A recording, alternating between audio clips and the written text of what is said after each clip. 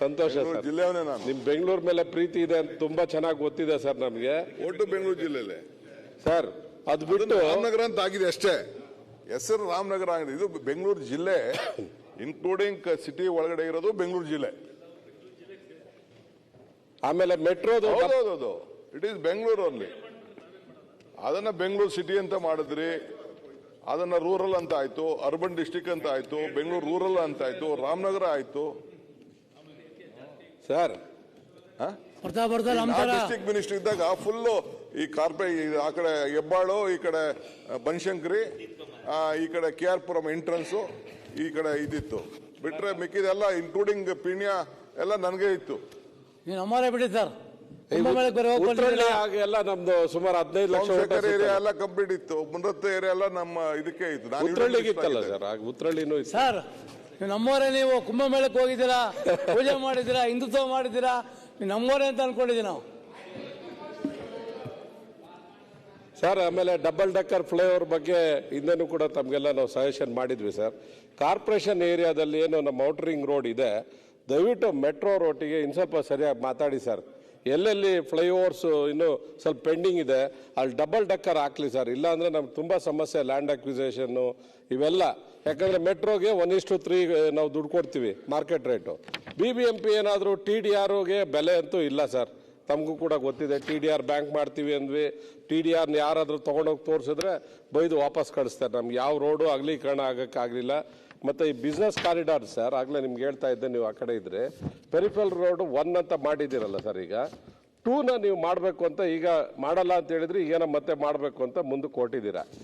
ಅಲ್ಲಿ ಎಲ್ಲ ಬಿಲ್ಡಿಂಗ್ಸ್ ಆಗ್ಬಿಟ್ಟಿದೆ ಸರ್, ಕಂಪ್ಲೀಟ್ ಅಪಾರ್ಟ್ಮೆಂಟ್ಸು, ಒಂದು 10,000 ಮನೆಗಳಾಗ್ಬಿಟ್ಟಿದೆ.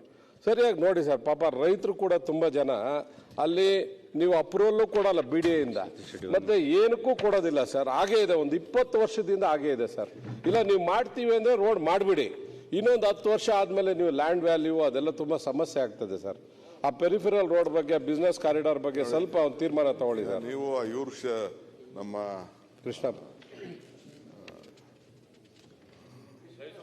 ಕೃಷ್ಣಪ್ಪನವ್ರ ಕ್ಷೇತ್ರದ ವಿಚಾರ ಮಾಡಿ ನನಗೂ ಗೊತ್ತಿದೆ. ಇಲ್ಲ ಪೆರಿಫೆರಲ್ 2 ಹೌದು ಸರ್. ಅಲ್ಲ ಹೊಸೂರು ರೋಡಿಂದ ವಿಶ್ವನಾಥ್ ಅವರು ಸ್ಟಾರ್ಟ್ ಆಗಿ ನಮ್ದು ಎಂಡ್ ಆಗುತ್ತೆ. ಏನಾಗಿದೆ, ಎಲೆಕ್ಟ್ರಾನಿಕ್ ಬನ್ನರ್ಘಟ್ಟ ರೋಡ್ ವರೆಗೂ ಮೊದಲು ನೋಟಿಫಿಕೇಶನ್ ಆಗಿದೆ. ನೋಟಿಫಿಕೇಶನ್ ಆಗಿ ಅದನ್ನ ರೋಡ್ ಮಾಡಬೇಕಾಯ್ತು, ರೋಡ್ ಮಾಡಲಿಲ್ಲ. ಇಲ್ಲ ಗೌರ್ಮೆಂಟ್ ಇಂದ ನಮ್ಗೆ ಇದನ್ನ BDA ಇಂದ ಇದನ್ನ ಡಿಲೀಟ್ ಮಾಡಬೇಕು ಅಂತ ಬರ್ತದೆ. ಯಾರನ್ನು ಅದನ್ನ ಡಿಲೀಟ್ ಮಾಡಕ್ಕೆ, ಡಿನೋಟಿಫೈ ಮಾಡಕ್ಕೆ ಡಿಸಿಷನ್ ತಗೊಳ್ಳಿಲ್ಲ. ಇಲ್ಲ ಅವ್ರಿಗೆ ಡಿಲೀಟ್ ಮಾಡ್ಬಿಟ್ಟು ಪ್ಲಾನ್ ಮಾಡ್ಕೊಳ್ಳಿ ಅಂತ ಬಿಡ್ಬೇಕಾಯ್ತು. ಕಂಪ್ಲೀಟ್ ಸ್ಟ್ರೆಚ್ ಹಂಗೆ ಬಿಟ್ಟವ್ರೆ.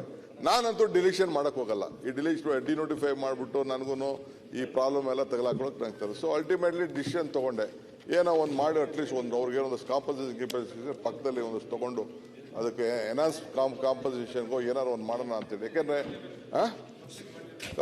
You can't delete. ಪ್ರಾಬ್ಲಮ್ ಏನಿದೆ ಅಂದ್ರೆ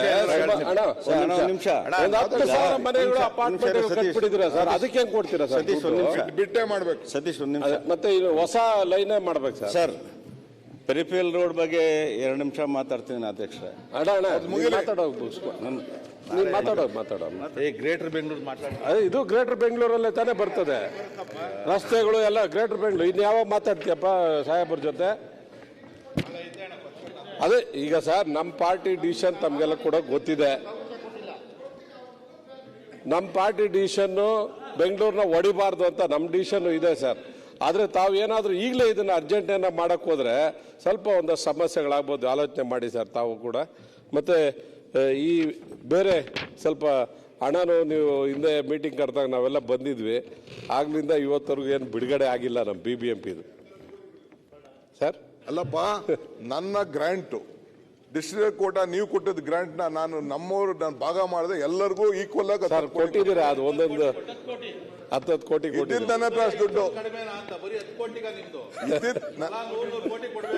ಇದ್ದಿದ್ದಷ್ಟು ದುಡ್ಡನ್ನು ಹಂಚಿದ್ದೀನಿ ನಾನು. ಅದಲ್ಲ, ಈಗ ಮೊನ್ನೆ ಬಡ್ಜೆಟ್ ಅಲ್ಲಿ ಮಾಡಿದ್ರಲ್ಲ ಎಷ್ಟೆಷ್ಟು ನಮ್ಗೆ ಅಂತ ಹೇಳಿ ಬಡ್ಜೆಟ್ ಈ ಸೆಷನ್ ಸ್ವಲ್ಪ ದಯವಿಟ್ಟು ಕೊಡಿಸಿ. ಆಮೇಲೆ ಸರ್, ಈಗ ತಮ್ಮ ಆಲೋಚನೆಗಳು ಮತ್ತೆ ಬೇರೆ ಬೇರೆ ವಿಷಯಗಳು ತುಂಬಾ ತಾವೇನು ಚರ್ಚೆ ಮಾಡಿದ್ದೀರಾ, ತುಂಬಾ ಒಳ್ಳೆ ಆಲೋಚನೆಗಳು ಮಾಡಿದ್ದೀರಾ ಸರ್. ಅದನ್ನ ಹಾಗೆ ಇಂಪ್ಲಿಮೆಂಟ್ ಮಾಡ್ಬೋದಲ್ಲ ಸರ್? ಒಂದು ಸ್ವಲ್ಪ ಬೇರೆ ಡಿಲಿಮಿಟೇಷನ್ ನೋಡಿಕೊಂಡು ಆಲೋಚನೆ ಮಾಡಿ ಸರ್. ಯಾಕಂದ್ರೆ ಡಿಲಿಮಿಟೇಷನ್ ಏನಾದರೂ ಆಗ್ಬಿಟ್ರೆ MLA ಕಾನ್ಸ್ಟಿಟ್ಯೂನ್ಸಿಗಳೆಲ್ಲ ಮತ್ತೆ ಡಿವೈಡ್ ಆಗ್ಬೋದು. ಅದೊಂದು ಸ್ವಲ್ಪ ಯೋಚನೆ ಮಾಡಿ ತೀರ್ಮಾನ ಮಾಡಿ ಸರ್.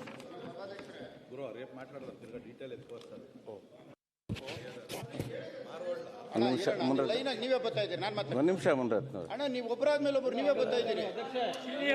ನಮಗೆ ಸ್ವಲ್ಪ ಅವಕಾಶ ಕೊಡಿ. ನಾವು ಆವಾಗಲಿಂದ ನೀವೇ ಬರ್ತಾ ಇದ್ದೀರಿ ಲೈನಾಗಿ. ಮಾನ್ಯ ಸಭಾಧ್ಯಕ್ಷರೇ, ಗ್ರೇಟರ್ ಬೆಂಗಳೂರು ಬಿಲ್ ತಂದಿರೋಂಥವರು ನಮ್ಮ ಬೆಂಗಳೂರು ಉಸ್ತುವಾರಿ ಸಚಿವರೇ ಒಂದು ಗ್ರೇಟು. ಯಾಕೆಂದರೆ ಈ ಗ್ರೇಟ್ ಅನ್ನೋದು ನಾನು ಕೇಳಿರೋದು ಎರಡೇ ಸಭಾಧ್ಯಕ್ಷರೇ. ಗ್ರೇಟ್ ಬ್ರಿಟನ್ನು, ಗ್ರೇಟ್ ಅಲೆಕ್ಸಾಂಡರ್ ಅಂತ.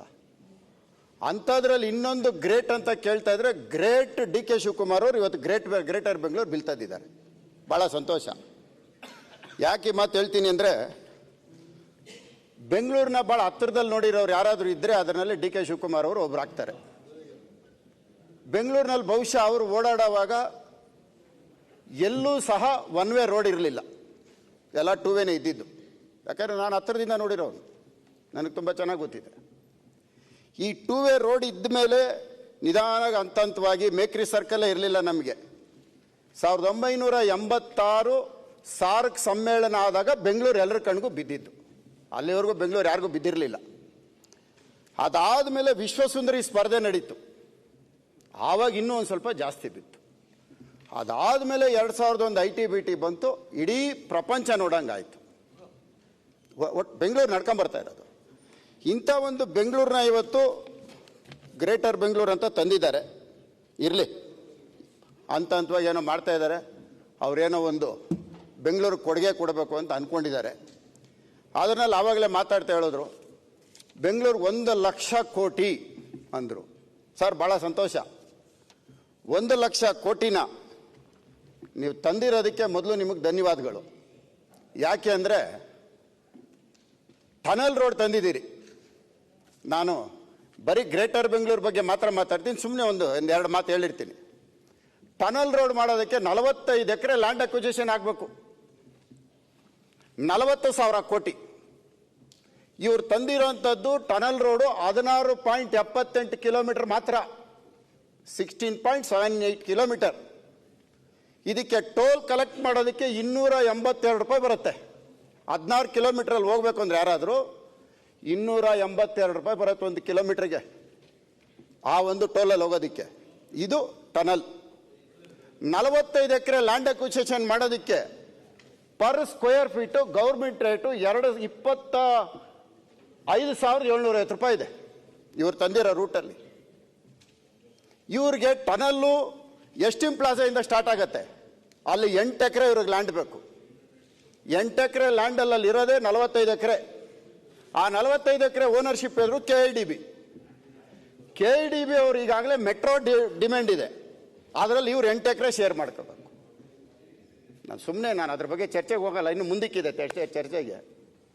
ಅದಾದಮೇಲೆ ಎಲಿವೇಟೆಡ್ ಕಾರಿಡಾರ್ ತೊಗೊಂಬಂದಿದ್ದಾರೆ, 15,000 ಕೋಟಿ ಲೋನು.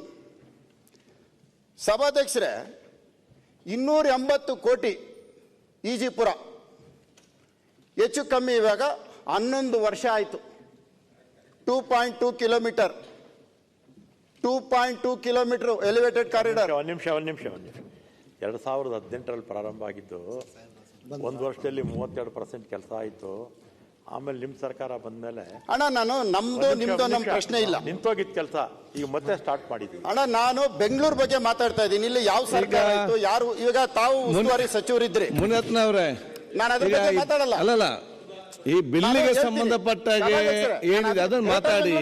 ಬೇರೆ ನಿಮಗೆ ರಾಜ್ಯ ಭಾಷಣ ಬಜೆಟ್ ಮೇಲೆ ಮಾತಾಡ್ಲಿಕ್ಕೆ ಅವಾಗ ಮಾತಾಡಿ. 15,000 ಕೋಟಿ, 40,000 ಕೋಟಿ, 45 ಎಕರೆ ಲ್ಯಾಂಡ್ ಅಕ್ವಿಜಿಷನ್.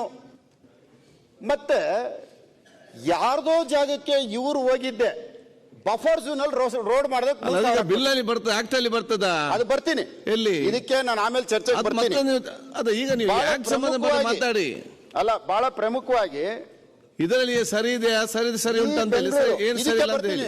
ಸಭಾಧ್ಯಕ್ಷರೇ, ಬೆಂಗಳೂರು ಇವತ್ತು ಎರಡು ಭಾಗವಾಗಿ ನಾವು ನೋಡೋಣ ಸಭಾಧ್ಯಕ್ಷರೇ. ನಗರ, ದಂಡು. ಇದು ಬ್ರಿಟಿಷ್ ಅವರಿದ್ದಾಗಲೂ ಇತ್ತು. ನಗರ ಅಂದ್ರೆ ಯಾವ್ದು ಬರುತ್ತೆ? ಪಶ್ಚಿಮ ಭಾಗ ನಗರಕ್ಕೆ ಬರುತ್ತೆ. ದಂಡು ಅಂದ್ರೆ ಯಾವ್ದು ಬರುತ್ತೆ? Cooke Town, Cox Town, Fraser Town, Brigade Road, Commercial Street, ಇವೆಲ್ಲ ಬಂದು ದಂಡು ಪ್ರದೇಶ. ಬ್ರಿಟಿಷ್ ಅವರು ಇದ್ದಿದ್ದೆಲ್ಲಿ? ಬರೀ ಈ ಕಡೆನೆ. ಇವತ್ತು ಆ ಬ್ರಿಟಿಷ್ ಅವರು ಇದ್ದಿದ್ದ ಜಾಗದಲ್ಲಿ ಯಾರು ಬಂದಿದೆ? ITBT ಬಂದಿದೆ. ಭಾರತಹಳ್ಳಿ ಇರ್ಬೋದು, ಇಂದಿರಾನಗರ್ ಇರ್ಬೋದು, ಮಹದೇವಪುರ ಇರ್ಬೋದು, ಇವೆಲ್ಲ ಅಲ್ಲಿ ಬಂದಿದೆ. ನಾವು ನಗರ ಪ್ರದೇಶದವ್ರು ನಾವು ಯಾರು? Binny mill, Raja mill, Minerva mill, soap factory, Mysore lamp, Kirloskar. ಏನಕ್ಕೆ ನಾವು ನಗರ ಪ್ರದೇಶದಲ್ಲಿ ಈ ಥರ ಇದ್ವಿ? ಇಲ್ಲೆಲ್ಲ ಬಂದಿದ್ದ ಉದ್ದೇಶ ಬಡತನ, ಕೂಲಿ ಕಾರ್ಮಿಕರು ಸಿಗ್ತಾ ಇದ್ದಂಥ ಪ್ರದೇಶ. ಯಾತಕ್ಕೆ ಅಂದರೆ ಇಂಥ ಒಂದು ಕಾರ್ಖಾನೆಗಳು ತಂದಾಗ ಮೈಸೂರು ಸಂಸ್ಥಾನ ತಂದ ಮೇಲೆ ಬ್ರಿಟಿಷ್ ಅವರು ಯಾವುದು ಈ ಕಡೆಗೆ ತರಲಿಲ್ಲ. ಅಲ್ಲೆಲ್ಲ ಸ್ಕೂಲ್ಗಳು, ಬಾಲ್ಡವಿನು, ಬಿಷಪ್ ಕಾಟನ್ನು, ಸಂಟ್ ಜೋಸೆಫ್ ಬಂತು. ನಮ್ಗೆ ಯಾವ್ದು ಬಂತು? ಬಿನ್ನಿ ಮಿಲ್ ಬಂತು. ಕೂಲಿ ಕಾರ್ಮಿಕರು ನಾವು ಸಿಗ್ತೀವಿ ಅಂತ ಬೆಂಗಳೂರು ಭಾಗ ಆಯಿತು. ಆವತ್ತಿಂದ ಬೆಂಗಳೂರು ಪಶ್ಚಿಮ ಬಡತನದಲ್ಲೇ ಇದೆ, ಶ್ರೀಮಂತಿಕೆಯಲ್ಲಿಲ್ಲ. ಇವತ್ತಿಗೂ ಬಡತನದಲ್ಲೇ ಇದೆ. ಇವತ್ತಿಗೂ ನಾವು ಬದುಕ್ತಾ ಇರೋದು ಗಾರ್ಮೆಂಟು, ಕೂಲಿ ಕಾರ್ಮಿಕರು, ದಿನಗೂಲಿ ನೌಕರರು, ಇದ್ರ ಮೇಲೆ ನಾವು ಬದುಕ್ತಾ ಇರೋದು. ಗಾರ್ಮೆಂಟ್ಗಳು ಯಾವುದು ಬೆಂಗಳೂರು ಈಸ್ಟಲ್ಲಿ ಇಲ್ಲ.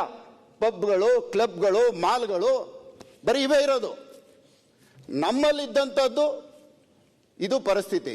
ಇವತ್ತು ಬೆಂಗಳೂರು ಇವ್ರು ಭಾಗ ಮಾಡ್ತಾ ಇರೋದ್ರಲ್ಲಿ ಬ್ರಿಟಿಷ್ ಅವ್ರ ಕಾಲದಿಂದ ಹಿಡಿದು ಶ್ರೀಮಂತಿಕೆಯಲ್ಲೇ ಬದುಕ್ತಾ ಇದ್ದಾರೆ. ಇವತ್ತಿಗೂ ಶ್ರೀಮಂತಿಕೆಯಲ್ಲ ಪಾಲಿಕೆ. ನಮ್ಮ ಪಾಲಿಕೆ ನೀವೇನು ಹೊಡಿತಾ ಇದ್ದೀರಿ, ಇದು ಮತ್ತೆ ನಾವು ಬಡತನದಲ್ಲೇ ಇರ್ತೀವಿ. ನಾಡಪ್ರಭು ಕೆಂಪೇಗೌಡರು ಕಟ್ಟಿದಂಥ ಪೇಟೆಗಳಲ್ಲಿ ಜೀವನ ಮಾಡಿದಂಥ ಜನ ಇವತ್ತು ಬಡತನದಲ್ಲೇ ಇದ್ದೀವಿ. ಬ್ರಿಟಿಷ್ ಅವ್ರು ಬಿಟ್ಟೋಗಿರೋಂಥ ಜನ ಇವತ್ತಿಗೂ ಶ್ರೀಮಂತಿಕೆಯಲ್ಲೇ ಇರ್ತಾರೆ. ಅದಕ್ಕೆ ನಾನು ಹೇಳೋದು, ಬೆಂಗಳೂರನ್ನ ನೀವು ಏನು ಮಾಡ್ತೀರೋ ಅನುದಾನನ ಒಂದು ಕಡೆಗೆ ತಂದು ಟ್ಯಾಕ್ಸ್ ಕಲೆಕ್ಟ್ ಆಗೋದಂಥದ್ದು ಒಂದು ಅಕೌಂಟ್ ಮಾಡಿ. ಒಂದು ಅಕೌಂಟ್ ಮಾಡಿಬಿಟ್ಟು ಎಲ್ಲಿ ಡೆವಲಪ್ ಆಗಬೇಕು ಅಲ್ಲಿಗೆ ಅದನ್ನು ಡಿವೈಡ್ ಮಾಡಿಕೊಡಿ. ಅದು ಬಿಟ್ಟು ನೀನು 4 ಜನ ಮಕ್ಕಳು ನೀನು ಚೆನ್ನಾಗಿ ಬದುಕೊಳ್ಳೋ, ಇನ್ನೊಬ್ಬ ಹಾಳಾಗೋದ್ರು ಪರವಾಗಿಲ್ಲ, ಒಬ್ಬ ಉದ್ಧಾರ ಆಗಲಿ ಅನ್ನೋದು ಬೇಡ. ಒಬ್ಬ ಉದ್ಧಾರ ಆಗಲಿ ಅನ್ನೋದು ಬೇಡ. ಮಾತಾಡಿದಿಲ್ಲ ಕೇಳಿ, ಬಿಲ್ ಸಂಬಂಧ ಈಗ ನಾನು ಮಾತನಾಡ್ತಾ ಇರೋದು ಬೆಂಗಳೂರು ನಗರ ಯಾವ ರೀತಿ ಇದೆ ಅಂತ. ನಿಮ್ಮ ಕೇಳಿ, ಬೆಂಗಳೂರು ನಗರ ಯಾವ ರೀತಿ ಇದೆ ಅಂತ ಹೇಳ್ತಾ ಇದ್ದೀನಿ. ಬೆಂಗಳೂರು ನಗರ ಬೆಳೆದು ಬಂದಿದ್ದು ಹೇಳ್ತಾ ಇದ್ದೀನಿ. ಇವತ್ತು ಕೋಶಿಶು ನಮ್ಮ ಹತ್ರ ಇಲ್ಲ, ಥಾಮಸ್ ಕೆಫೆ ನಮ್ಮ ಹತ್ರ ಇಲ್ಲ. ಇವತ್ತು ತಗೊಂಡ್ರೆ ನಿಮ್ಮ ಹತ್ರ ಇದೆ. ಟ್ಯಾಕ್ಸ್ ನಿಮ್ಗೆ ಎಷ್ಟು ಬರ್ತಾ ಇದೆ ನೋಡಿ? ಬಿಲ್ ಟ್ಯಾಕ್ಸ್ ಎಷ್ಟು ಬರ್ತಾ ಇದೆ? ಏನೋ ಪುಣ್ಯ ಮಿನರ್ವಾ ಮಿಲ್ಲು ಮೈಸೂರು ಮಹಾರಾಜರು ಅವತ್ತು ಕೊಟ್ಟಿದ್ರು. ಯಾವುದೋ ಪುಣ್ಯ ನಮ್ಮ ಉಪಮುಖ್ಯಮಂತ್ರಿಗಳಿಂದ ನಾವು ಲುಲ್ಲು ಮಾಲ್ ನೋಡಿ ಅಲ್ಲಿ ಪಿಕ್ಚರ್ ನೋಡೋಕೆ ಹೋಗ್ತೀವಿ. ಅವಾಗ ಯಾಕೆ ನಾನು ಪ್ರೊಡ್ಯೂಸರು, ಅದೊಂದು ಆಯಿತು. ಏನೋ ರಾಜ ಮಿಲ್ಲು ಅದು ಮಂತ್ರಿ ಮಾಲ್ ಆಯಿತು, ಅದೊಂದು ಸಿಕ್ಕಿದೆ. ಆಯ್ತು, ಇದು ಬಿಲ್ ಸರಿ ಉಂಟಾ? ಕಿರ್ಲಸ್ಕರ್ ಇತ್ತು.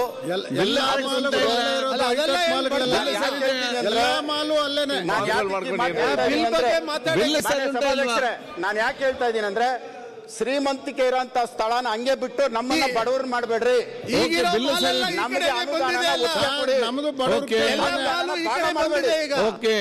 ಅನುದಾನನ ಒಟ್ಟಿಗೆ ತಂದು ಒಂದು ಅಕೌಂಟ್ ಮಾಡಿ, ಸರಿ, ಒಂದು ಅಕೌಂಟ್ ಮಾಡಿ. ಒಂದು ಅಕೌಂಟ್ ಅಲ್ಲಿ ಇತ್ತು ಎಲ್ಲಿ ಬಡತನ ಇದೆ ಅಲ್ಲಿಗೆ ಹೆಚ್ಚಿಗೆ ಕೊಡಿ.